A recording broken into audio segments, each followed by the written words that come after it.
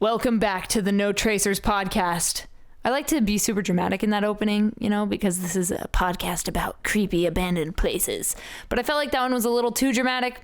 But anyway, my name is Kay Anagonio. Thank you for checking out No Tracers. I appreciate you picking this podcast out of all the podcasts you have to listen to out there in the world. Curious how you found this podcast? Please hit me up at Kay Anagonio on Twitter. I'll put my Twitter. I'll put my Twitter down in the description if you want to follow me, and let me know where you first came across the No Tracers podcast. Why did you pick it? Was it because of the ratings and feedback that are under this podcast? Because those really help. And by me saying that, I'm basically asking you, please leave a rating and feedback if you like this podcast. It helps us grow on the iTunes charts. If you're on Spotify or Anchor or somewhere else, I don't know if there's a rating system, but if there is, please rate the podcast. If you do leave a rating and feedback, I will send you a signed photo print. All you got to do is send me a screenshot to @no.tracers on Instagram, and I will absolutely get a signed photo print out to you. Also, if you would like a copy of my book, No Tracers, an Urban Explorer's Diary, you can pick one up at notracers.com/shop. Again, I will put a link down in the description for you. And I have to thank our partner, Liquid Death Water. If you guys don't know what Liquid Death Water is, don't worry. There's an ad coming for you in 3, 2, 1. From the streams of the Austrian Alps comes a new kind of water. A water that is sure to raise you from your grave. If you're tired of buying cases of plastic water bottles that contain carcinogens and God knows what else, or if you're trying to lower your waste footprint, Liquid Death comes in beautifully rugged aluminum cans. Murder your thirst with a can of Liquid Death. Check the link in the description and use code JustTheLetterK at checkout for 10% off your order. Liquid Death. Murder your thirst. So this week on the No Tracers podcast, I'm joined by JennBrownXO. If you don't know who she is, you should definitely check out her Instagram. Also, if you want to see some of her photos while we talk, there's actually a YouTube version of this podcast on the Just the Letter K YouTube channel. If you want to check that out, there's a link in the description. Thank you guys. Let's jump into this episode. Jenn, can you please introduce yourself and tell the audience how long you've been exploring for? Okay, so my name is Jenn Brown. I go by JennBrownXO on Instagram. I'm based out of Long Island, New York. I've been exploring on and off since I was probably 15 years old. And then I really started getting into it again back in 2016, where then I started introducing my photography into it. And that's kind of me. That's awesome. So tell me a little bit about your first exploration. Tell me what happened, where you went, who you were with, that kind of thing. Well, my first exploration wasn't, really an exploration. When I was 15, I used to hang out with someone that I went to school with. And there was an abandoned warehouse in town that the guys would go to and ride skateboards and stuff. So I joined my friend one day and it was really funny. He just took pictures of me or whatever, just sitting there. So it was kind of interesting to look back now and to see oh, that's kind of what I've been doing, most of my life. That's awesome. I love, I started out when I was 13 or 14, so kind of around the same age. And my brothers and I went out into the woods and we found this abandoned house that was out in the woods. And that was my first taste of, urban exploring. And I got hooked on it immediately. And I've kind of been doing it ever since. But similarly to you, I didn't really get fully into it until 2016.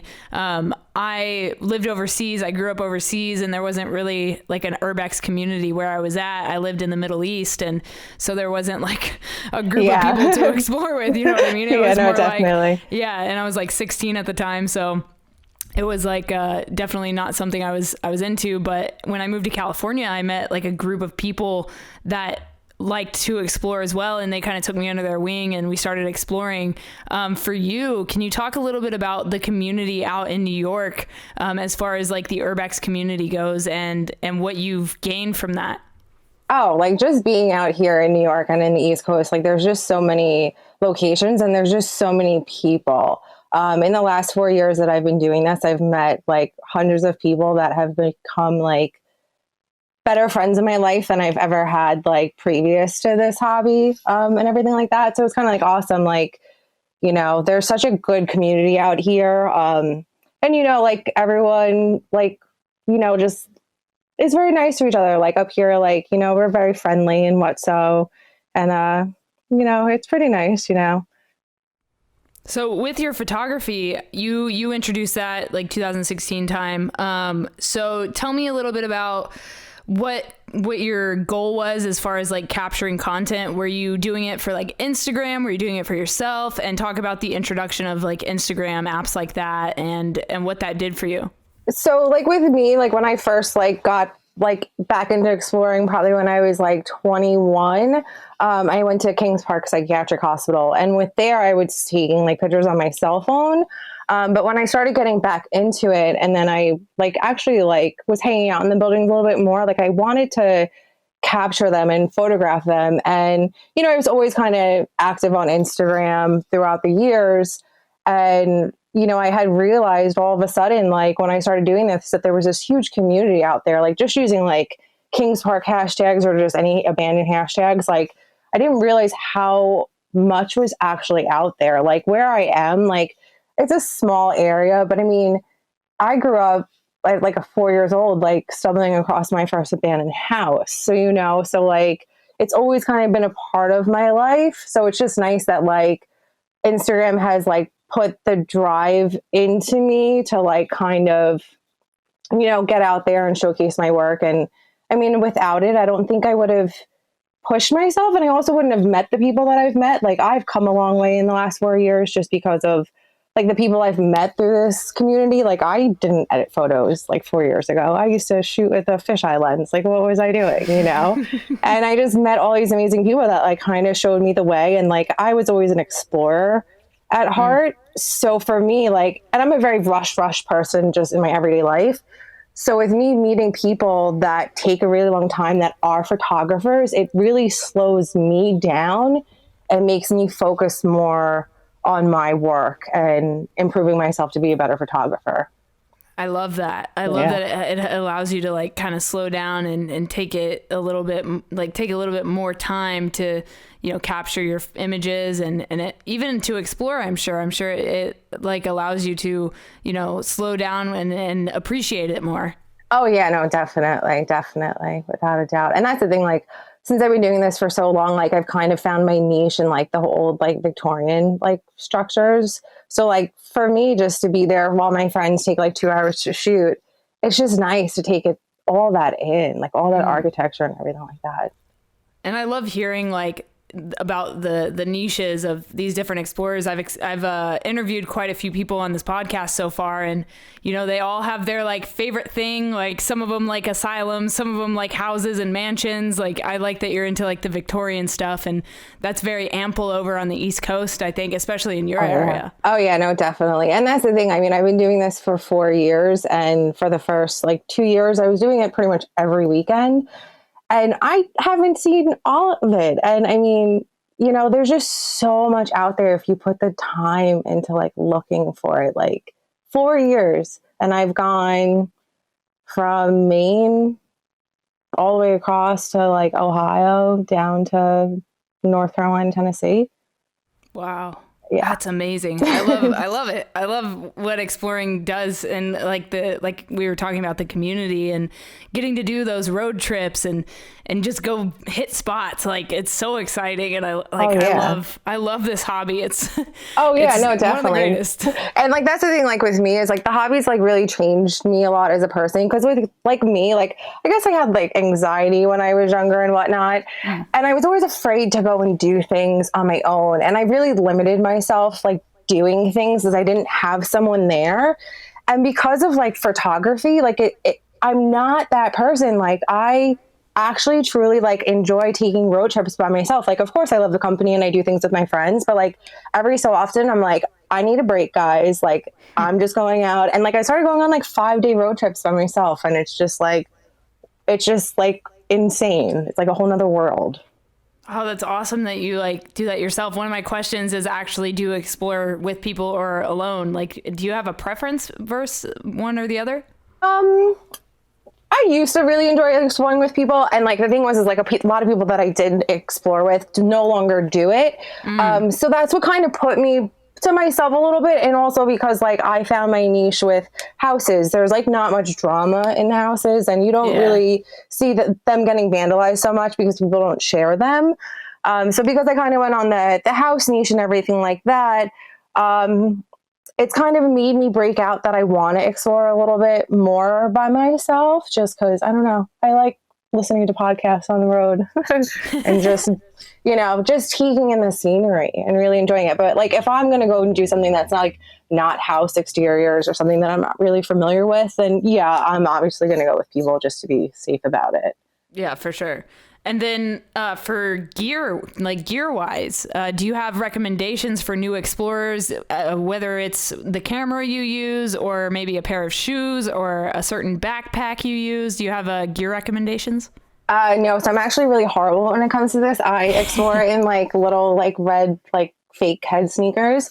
And then, I mean, I started off really bad in the beginning. Like I bought stuff cheap. So like the one thing I can say to people is like, really, if you're going to do this, and you want to like do it for the photography reasons, really invest in a full frame camera. Like, yes, maybe start off with something simple, but like if you really want to do this seriously and you want to, make your art and do it big and you want like that crisp photo, like really just invest in the full frame.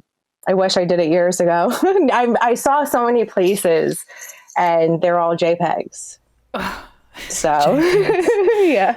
So like the first like 2 years of traveling, seeing a lot of things, it's like, and like with my book, like I had to go back into so much content that it was just like, oh no, I have to use these images. So yeah, so like if you guys want to do something later on in your life, definitely invest in a full frame. Yeah. Okay. So you have a book as well. I also have a book, and I was heavily inspired by Seth Lawless, who has like 18 freaking books. And I was like, if he can do it, I can do it. So tell me a little bit about the reason you wanted to create a book, and talk a little bit more about that process of actually, going back through those photos and reliving those memories and deciding what to put in that book. So I actually had no intention of ever doing a book. I really had no intention of ever doing anything with my work. But a publishing company actually came across my work and asked me if I wanted to do it with them. And, it was really nerve-wracking because I'm not a writer. I'm not good with my words. So it was a struggle, but like it was something good. It was an achievement. And it made me feel proud, like I'm actually getting like recognized for like this passion and everything like that. So it was kind of awesome. And like with that, I mean, it was a struggle to try to come up with 6,000 words, but at the same time, it was fun because like I had to go back and research like all these places. Like I had to go back and try to figure out like, okay, where is this in my map of like thousands and thousands of locations? What was this name? Okay. And like with my book, I didn't put any of the names of the locations unless they were like demolished or like very well known. So like I had to be careful with writing it because I didn't want to give out too many clues to give them away. Wow. So it was just a long process. And then I was like, okay, like I'm good with that. I did it. And then they asked me to do a second one. And I was like, okay, yeah, sure, why not? You just like, you do it and it's like, it's really not that bad, Yeah, looking back at it. How long did it take you to make that first one?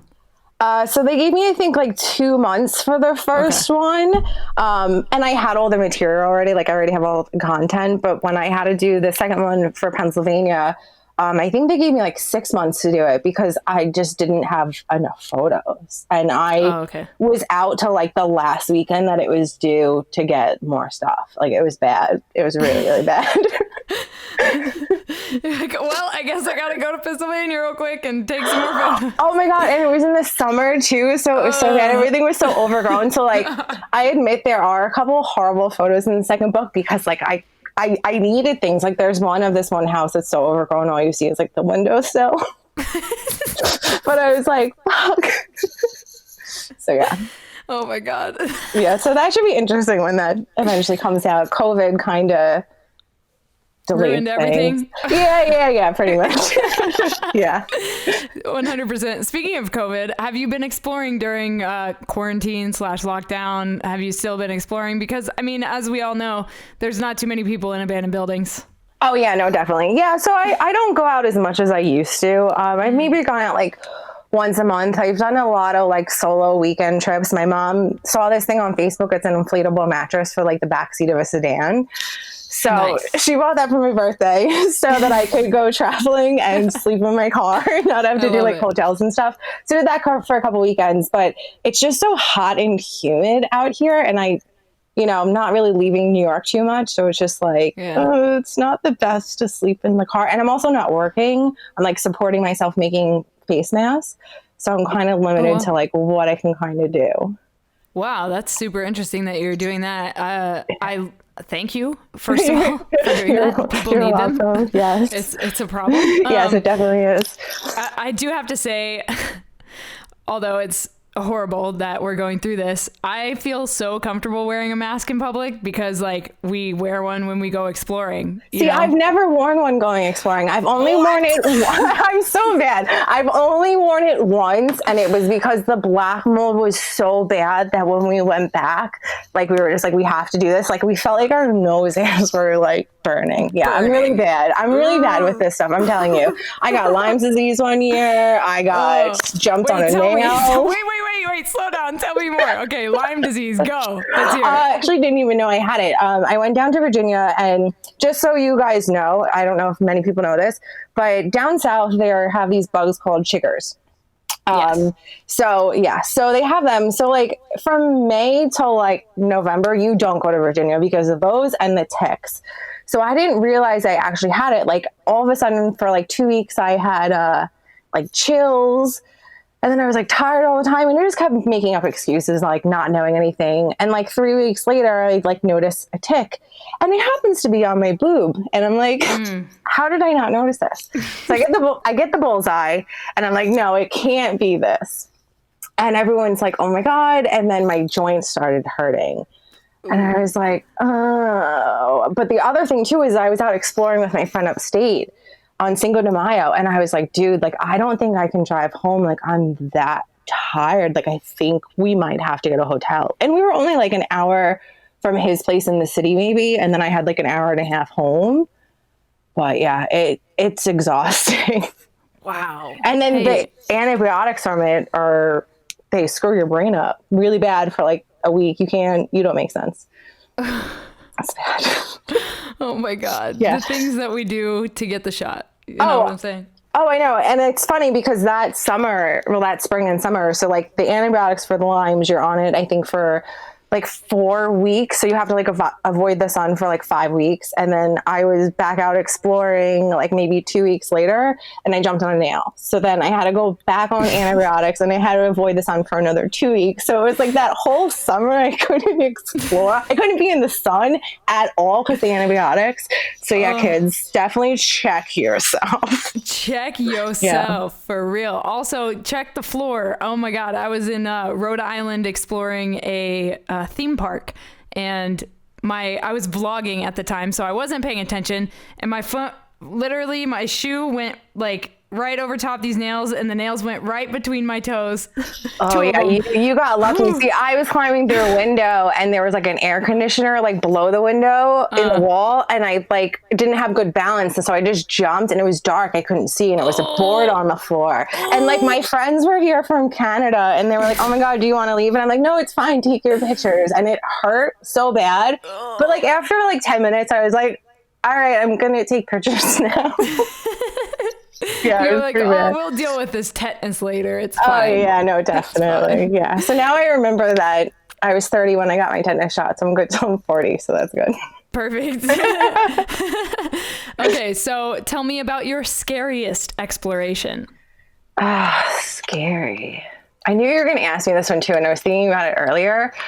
I feel like there hasn't really been scary. Like the most nerve-wracking one is there's this one mansion that's pretty popular out here, and not that many people do it because there's a guard dog.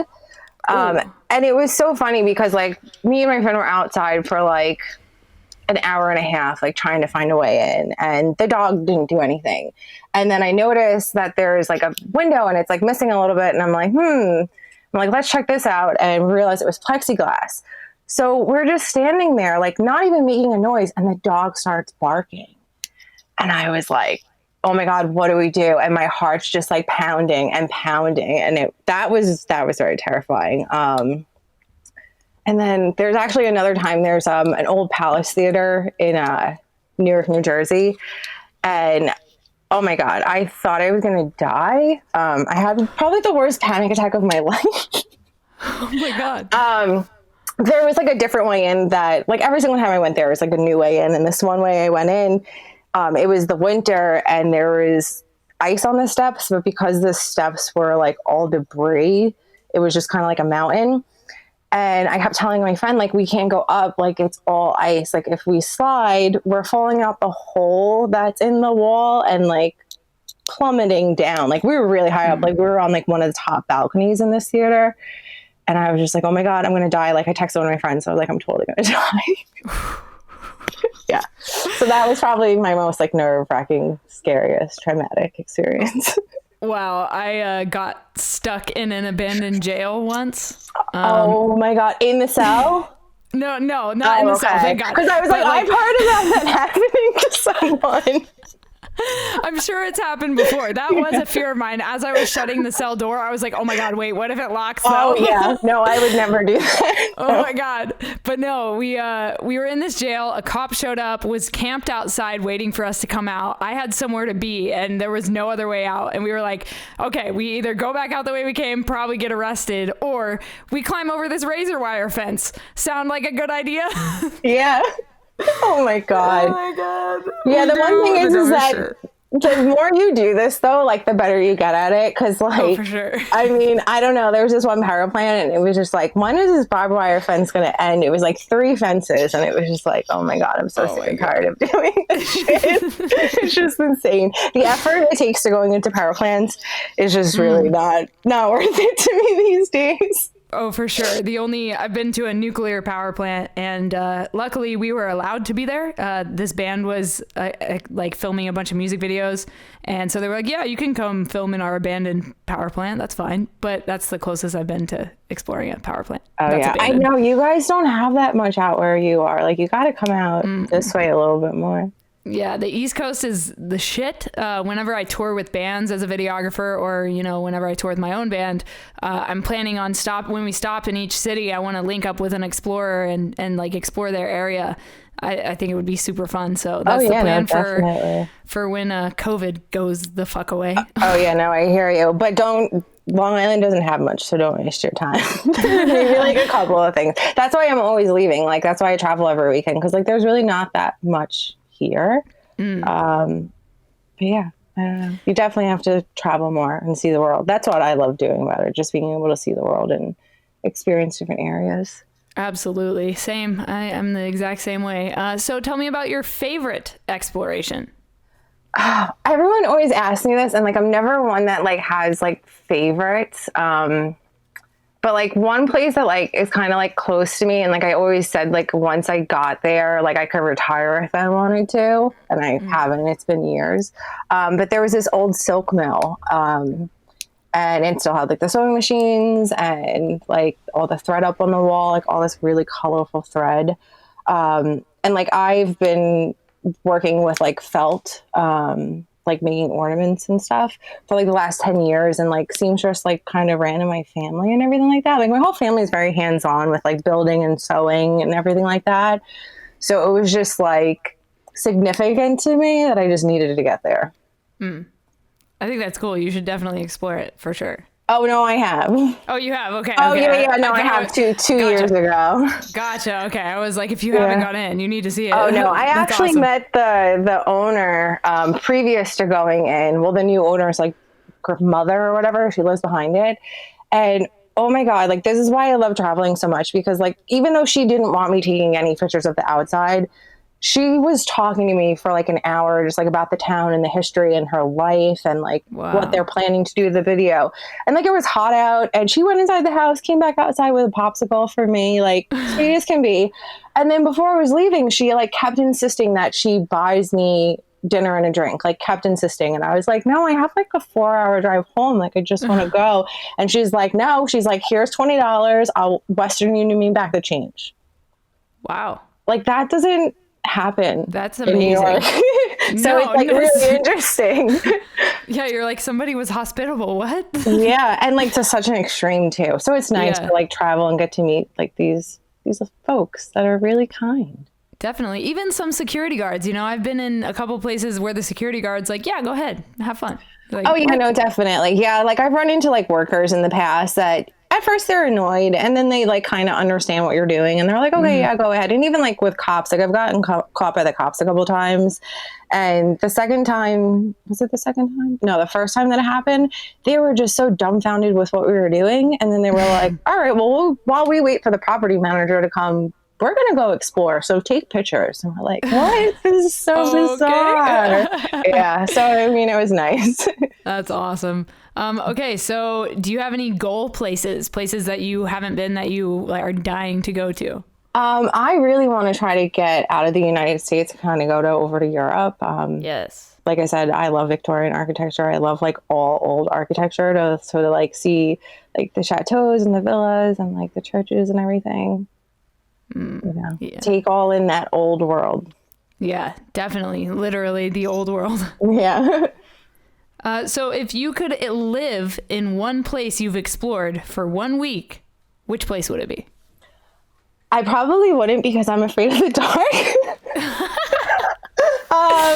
Good answer. Okay. Yeah, I don't know. Like I hear sounds and I freak out. Like if I had people with me, I don't know. I mean, it would definitely have to be something small, a house. I wouldn't want to stay in something large where there could be like creepy things, animals. There was one time I went to a building and a house, and me and my friend were like scared shitless. He thought it was a pig upstairs. So I'm freaked out, climbed down a desk, and we go upstairs and it's turkey vultures. Turkey vultures? Yes, they sound like pigs. It's so strange, but they do. I've heard it from other people. I'm going to find the sound and I'm going to insert it into the podcast right here so everyone can hear what a turkey vulture sounds like. Yes. Have you ever experienced one? No.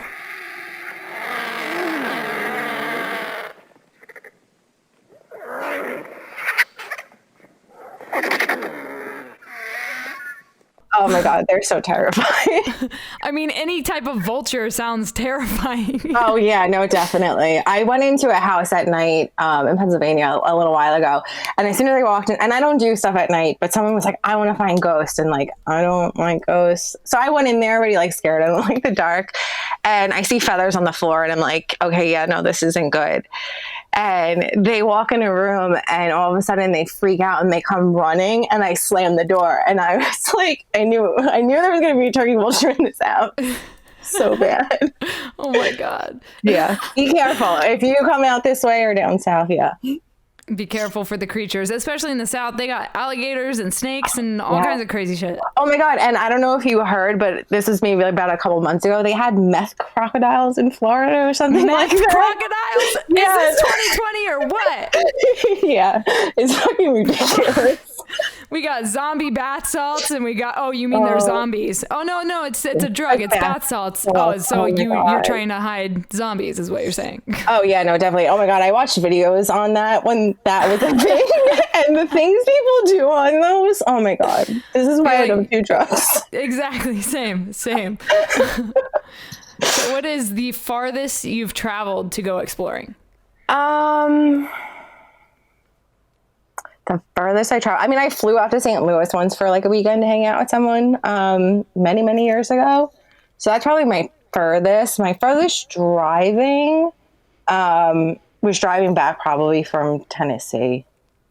Yeah, that's quite a hike. Yeah, back to New York? Dang. Yeah, no, I know. I'm crazy. I mean, I did a trip from New York to Ohio, and I did pretty much the entire state of Ohio in like 2 to 3 days. And I actually like slacked off one day. And then I hit West Virginia, and then Virginia on like my last 2 days, and back up to New York in 5 days. Did you hit spots all along the way as well? Yeah, so I actually hit a couple of things out in Pennsylvania before driving into Ohio, and then I drove like all the way across Ohio, over towards like Toledo, and then I went down to Columbus, and then down to West Virginia. Wow, I explored an elementary school in West Virginia, and it was insane. Like, oh yeah, I can imagine. 4 floors, all concrete, basketball court, like, oh my God. It was insane. From the 1920s too. Like, I love the East Coast. Nuts. Yeah, no, I know. The first time I actually went to West Virginia, though, it was a little terrifying. Like, we actually were in Virginia, and we had such bad skies, so we drove all the way to this old hotel in West Virginia, and just like driving around the area, like I felt like I was in The Hills Had Eyes. Like, it was just like the movie scene, and oh yeah, no, it was a little weird. And then like all the Confederate flags and everything like that was just like, all right, yeah, I'm not used to this. Yeah, the town we found that elementary school in, the population was 105. Like, wow, yeah, that's nothing. That was it. Yeah. Everybody knows everybody. Like, it's crazy. Yeah, and it's sad because like one of the towns that we like drove through, it was like a movie scene, like all the little kids like riding their bikes with no shoes, like all dirty from playing and stuff. And like, it's kind of sad because like the houses that they were living in, like we were driving past and we're like, oh my God, look at all these houses, they're abandoned, and like, they're not. And it's just like sad, like how much of that goes on in this world that, you know, even driving anywhere on the East Coast, really, I mean, even upstate New York, like you'll drive past a house, you'll be like, oh, it's abandoned. And then you drive past and you're like, there's cars, or, you know, this house is collapsing, and it's sad, you know? Yeah, absolutely. So my last question for you is, what is something you know now that you wish you knew when you started exploring?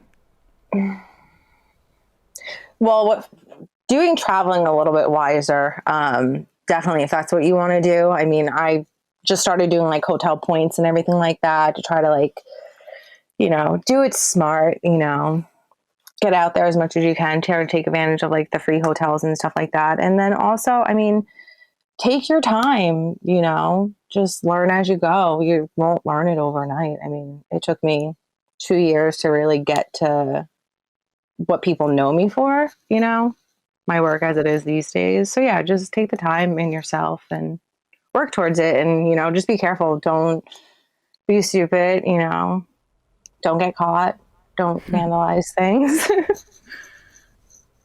Perfect. All right. So if people want to follow you, follow your journey, or if they want a face mask, how can they find you? So you can find me on Instagram at JennBrownXO. I also have a website where I have my book and prints for sale. That's JennBrownXO.com. And then my mask can be found on feltloved.com. And that's where I also sell like my little felt keychains and stuff that look like food and animals. Awesome. Thank you so much for coming on the No Tracers podcast and sharing some of your stories with the audience. Yes, thank you so much for having me. This was so much fun. All right, guys, that was my podcast with JennBrownXO. You can check her stuff out in the description. She's got Instagram, she's got a website, she's got face masks. All of the links are down in the description for you guys. Thank you for listening to this episode of No Tracers. I hope you enjoyed it. I hope you hit that subscribe button so you get notified next week when another episode comes out, which, by the way, is every Friday morning at 9 a.m. Pacific Standard Time. I can't thank you guys enough. This podcast is growing rapidly. I appreciate it. I felt like there was a need for a podcast like this. And soon I'm going to have Greg Abandoned on the podcast, and he's also starting a podcast. So super excited to talk to him about that. But if you enjoyed this episode, please do me a huge favor and leave a rating and some feedback. And if you do that, I will actually send you a signed photo print of an abandoned place that I have explored. Other than that, I'll talk to you guys next week on No Tracers. My name is Kay, just the letter K. Don't forget to check out Liquid Death Water. Thank you for partnering with me. I am now a death peddler. That means you guys get a discount on water. And you don't have to waste plastic bottles anymore. So check out Liquid Death. There's a link in the description. Check it out. Have a blast. And come back next week for another episode of No Tracers. Stay strong. Keep enduring. Go out. Go explore something. And remember, leave no trace.